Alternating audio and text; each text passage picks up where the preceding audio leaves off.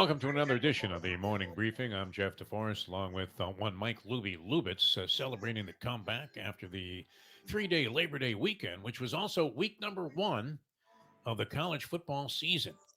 And like that old, I guess you could call him a con man of sorts, Matthew Lesko had the jacket with the question marks on it.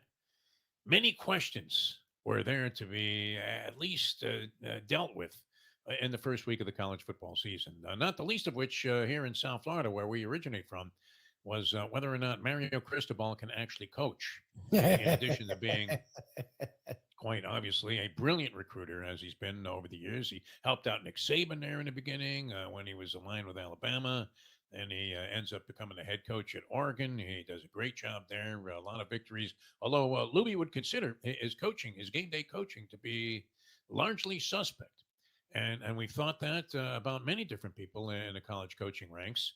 And so he demonstrated, I guess, a little bit of the possibility of a turnaround. Hurricanes will face a much more distinctive test when they take on another guy who I think is highly overrated as a head coach, Jimbo Fisher. Won a national championship at Luby's beloved FSU, but I don't think has distinguished himself very well since he's gone to Texas A&M. Even with all that oil money, Jimbo, he's got nothing.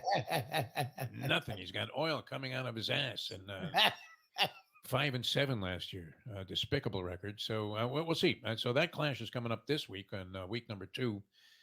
Actually, what you would think is week three of the college football season, since we have to factor in the zero, like it's on the roulette wheel, right? It's always the edge that the house has: zero, double zero, and don't you ever try it, people. Don't ever play 000 casino roulette. There's never a new institution in a casino, a new game that's brought along. Innovative for the casino, of course, but never very favorable to the players. When they add another zero in, it's a problem. All right, so the college football season, though, I mean, the big story was Neon Dion, Yes. who very appropriately, I mean, everybody was looking for him to have a giant pratfall in his season opening game. Colorado, almost a 3 touchdown underdog in their game against TCU, which was the darling of college football last year. Had a remarkable season. Okay, so you might think a program like that, they're not going to be able to sustain it at the level of a Georgia or an Alabama or until last night, Clemson. But they should beat Colorado with 87 new players. Yes. You are not like many people. I mean, there are varying opinions about Deion Sanders, Mike Louie Lubitz. You don't happen to have a particularly flattering one, even though he should be your hero for what he did while he was at Florida State. I mean, look, he's a Florida State legend. I don't think he's as highly accredited in Florida State lore as non-Florida State people make him. He's actually not our GOAT. He's defensively, I don't even know if he's top five in Florida State lore, to be brutally honest. Florida State's had some of the best defensive players in college football history. He's the best NFL cover corner ever. He's not the best defensive back ever because he didn't tackle and he didn't play the run, but the shutdown lockdown corner came with him. He was a great return man. He's a great marketer. He started self promotion in the football world because players weren't known to do that. Indeed, especially corners. Corners didn't do that. He made the cornerback position a skill position, which it wasn't before him. So I give him all the credit in the world. I think he's a loudmouth, jackass, obnoxious ass. So that's Okay, all what I right. think of him. Other than that, how was the play, Mrs. Lincoln? I guess is the way that you react to Deion Sanders. There are many people that share that opinion. I'm kind of an old school guy. I subscribe to the theory that you act like you've been there before. You don't have to start doing all these gesticulations and look like some kind of contortionist. You don't have to be Frank Gorshin out there on the field and going into all of these, conniptions because you happen to score a touchdown and make a play. I mean, you would think if you're that great that you would do this as a matter of routine and accept it as such. But Dion was one of the first guys to really as you said, I mean, cornerbacks were less distinct than J.B. Brown of the Dolphins. It didn't matter. I mean, you could be Herb Adderley, and it didn't make any difference. Nobody knew who the hell you were, except that people on your team respected the fact that you were doing a great job for him. Dion definitely put the spotlight on himself. Now, I happen to be a fan, and it's unfortunate that this is not a big part of the game anymore. It still is in play on punt returns. I would imagine that the league will continue to try to legislate injury factor out on these types of plays where they've limited the number of kick returns now. And you would have special teams coaches. I mean, great special teams coaches, like currently with the Denver Broncos, our good friend Mike Westhoff, saying that they've really taken special teams as a huge factor somewhat out of the game. It was at one time considered to be a third of what comprised a winning formula in a football game: offense, defense, obviously, and then special teams. I don't know that it's of that level of significance anymore. But you always loved the great return guys, and Dion was that. I mean, for me, back in the day, it was Nolan Smith. Remember Nolan Smith, the Flea, Kansas City Chiefs? He was fantastic. And you had Travis Williams with the Green Bay Packers. How old are you, DeForest?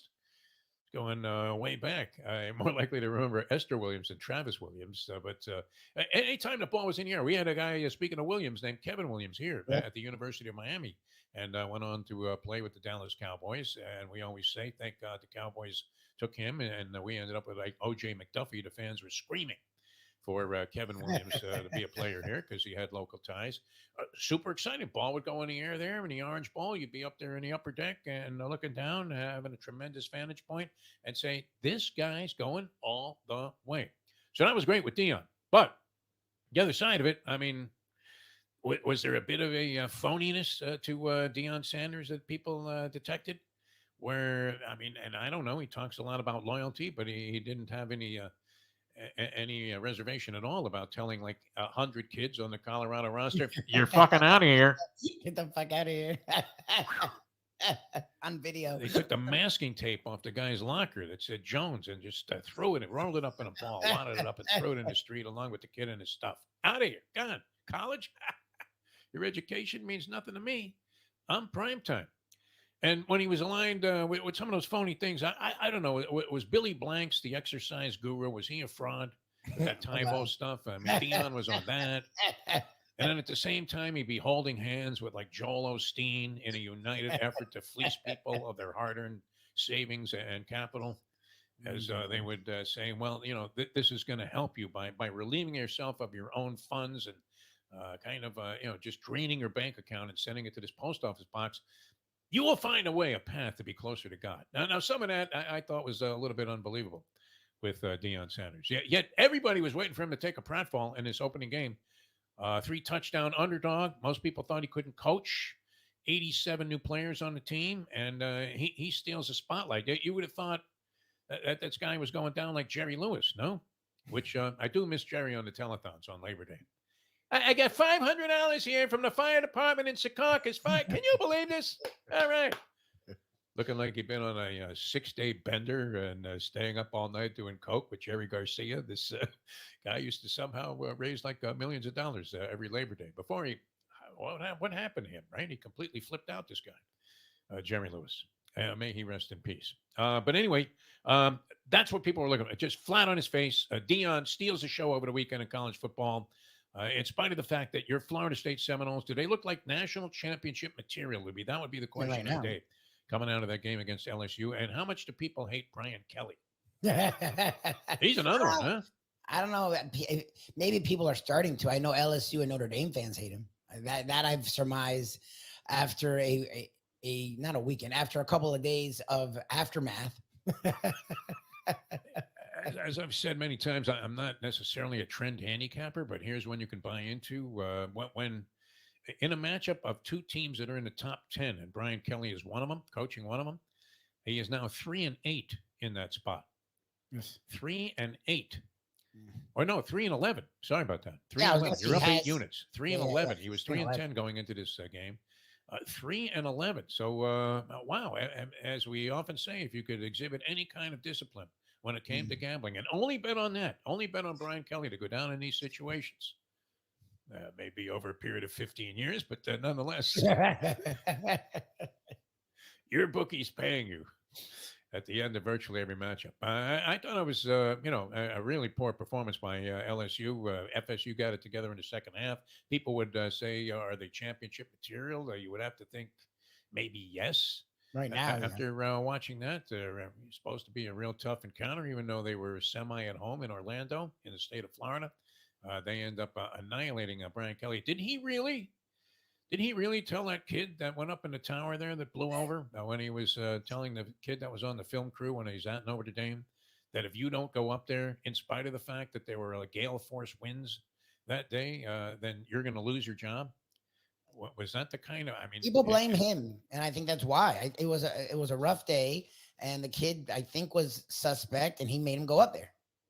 Like to this day, people blame him for the death of that college student when he was at Notre Dame. It never got. It's weird. Certain topics never mushroom cloud and get a yeah. lot of public attention, but in circles and underground and big time college football people, it to this day that's the sentiment. All right, you don't want to let these Cajun people get angry with you. Oh. Oh, I mean, this guy may leave there not only with a lousy record, but with a curse placed over him from Chief Monk Thibodeau or some shit. That one you never get over, and it would be good karma, I guess, if you believe the story that he told that kid, "You climb up there or else." At Notre Dame, Exactly. where was touchdown Jesus on that one? Let's think about that. Huh? Lonzo Mourning, he makes dunks a ball over a 5'6" guy. He's looking up, thanking God. Where was God in that one? Yeah. Brian Kelly. That was ugliness. All right, watched a lot of the U.S. Open over the weekend. Very interesting, excitement galore all around the country about the resurgence of Americans in the tennis game of tennis, and we have a couple of guys that are going to go after each other in the quarterfinals here. Francis Tiafoe, a great story. Ben Shelton out of the University of Florida, terrific young kid, athletic player. Couple of serves, Luby at 149 miles an hour in the same game. Holy Nolan Ryan. This was brilliant. They're going to meet in the quarterfinals for a spot in the semis. So somebody's going to make it there. And another American, Taylor Fritz. Does he have any shot? It's the old thing about Venus Garolitis, where he said after he finally beat Jimmy Connors, he had lost 17 straight matches to him. And the famous quote from Venus Garolitis, who was a great player in his own right. And he says, nobody beats Vitas Garolitis 18 times in a row. Fritz is 0-7 against Novak Djokovic. Does he have any chance in this thing? I don't know. If he does, then you're guaranteed of an American going to the final, which would be pretty incredible because the men have not been a presence there. I believe it was 2003. Andy Roddick, the last guy to win a Grand Slam, an American to win a Grand Slam. And so that represents a very solid 20-year drought. Maybe that will come to an end. Although on the other half of the draw there, you have to deal with Carlos Alcaraz, who has no cakewalk to the finals. But one of the challenges for Alcaraz will be in his next round, where he plays Zverev, Sasha Zverev. The guy, he was really coming on about a year ago, and then he had a torturous looking ankle injury. You would have thought, I mean, if he was a racehorse, they would have put him down right there on the track. I mean, he blew out an ankle in the French Open and was on the cusp maybe of winning a Grand Slam, but was involved in a great match at the time. And it plays his eyeballs out. And he ended up emerging from the match last night against Yannick Sinner, who oddly you would think is from where? Like Belgium? Yeah, that's what it sounds like. Yeah. The guy's a fucking Italian. Go figure. That's funny. That's Yannick funny. Sinner. Good young player, solid man, strong, skinny kid, but nonetheless, I mean, has tremendous power, both sides, forehand and backhand, big serve, and yet he was done in by the drop shot last night. That's one of your famous theories, Libby. Don't get cute. Yes. Well, I seriously. turned you on to that. It's your Don't theory. get cute. Don't start doing new stuff when you're down there by the goal line.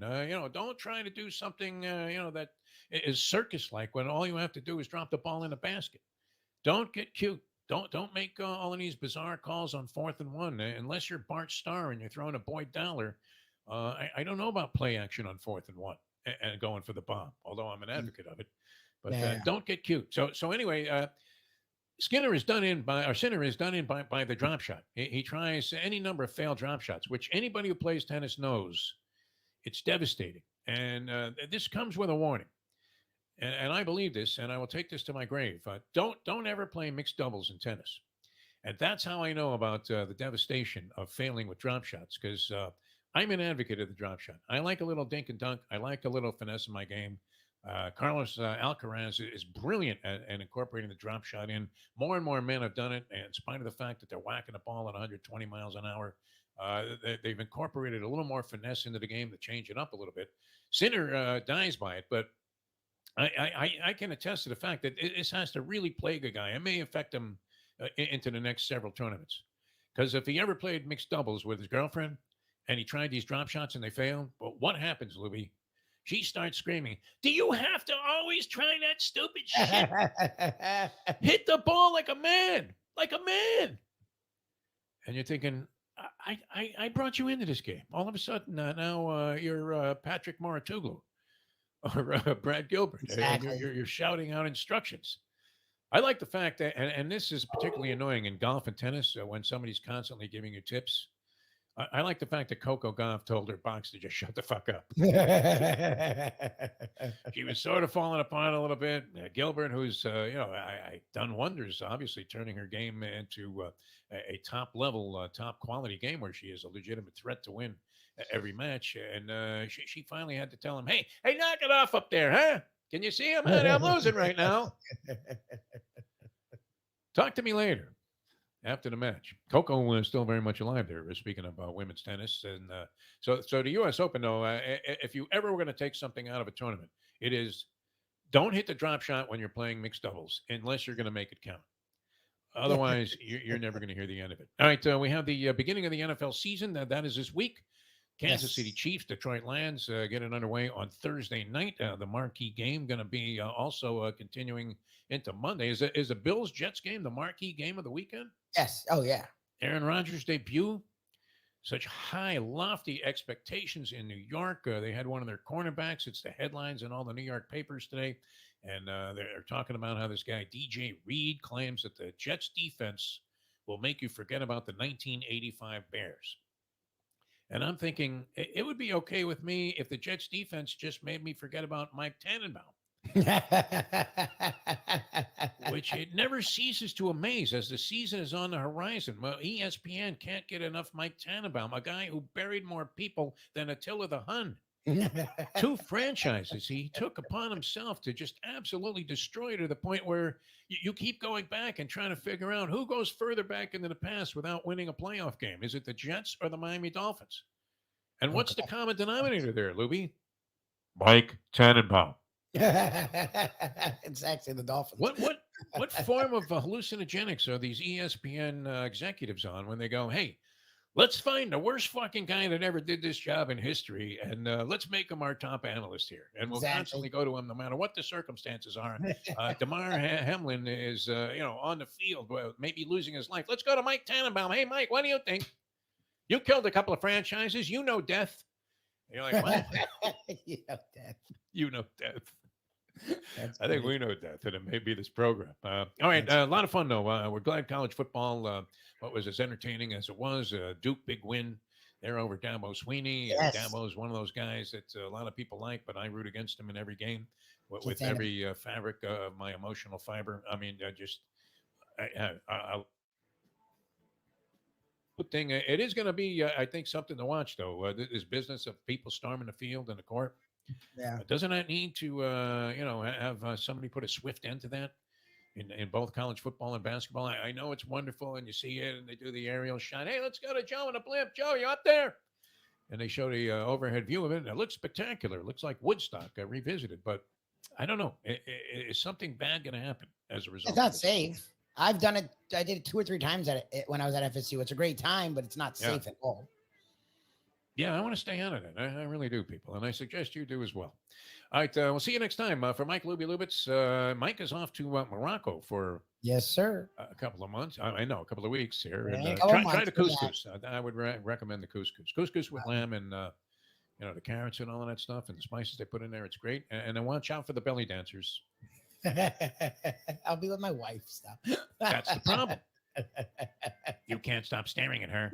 You're going to get a little bit of that, I think, while you're gone. But anyway, enjoy it. We're going to be coming your way with more morning briefings on No Filter. So for Mike, I hope he enjoys his vacation. Thank And you, sir. everybody will see you tomorrow on the next edition of the morning briefing.